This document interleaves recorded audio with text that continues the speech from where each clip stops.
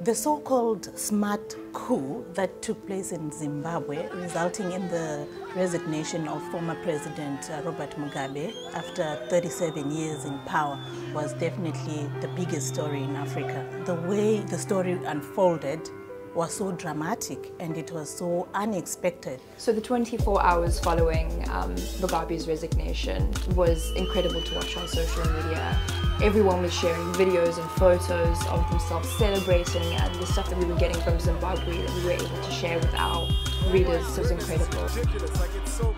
Absolutely the biggest story of the year has to be the ANC's elective conference and the race to the presidency.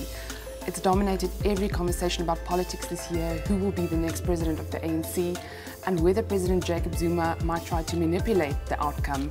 Very astounding things that have emerged from the Gupta leaks, from finding out that some of taxpayers' money went towards paying for weddings, how they've had an influence in how SOEs are being run, and how tenders have been manipulated to suit the Gupta family. There were so many big stories: state capture, Gupta leaks, nuclear. But I think the one story that stood out for me was how South Africans fought back, and specifically the People's March of 7 April 2017, when thousands of South Africans stood up and said to President Jacob Zuma, "Not in our name."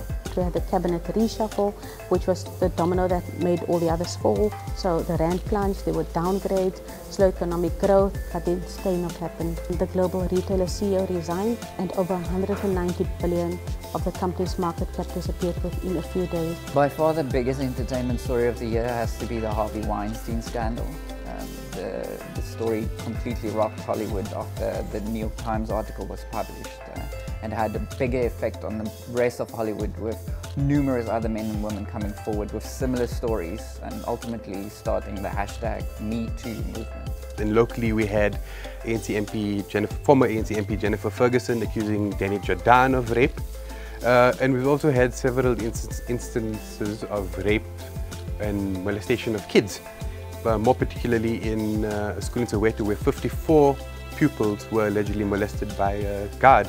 So the hashtag this year, that was one of the big ones, was Men Are Trash. The Springboks and coach Alistair Coetzee in particular had Springbok fans calling for his head throughout 2017. After an awful 2016, things didn't get much better in 2017 following record defeats to the All Blacks and Ireland.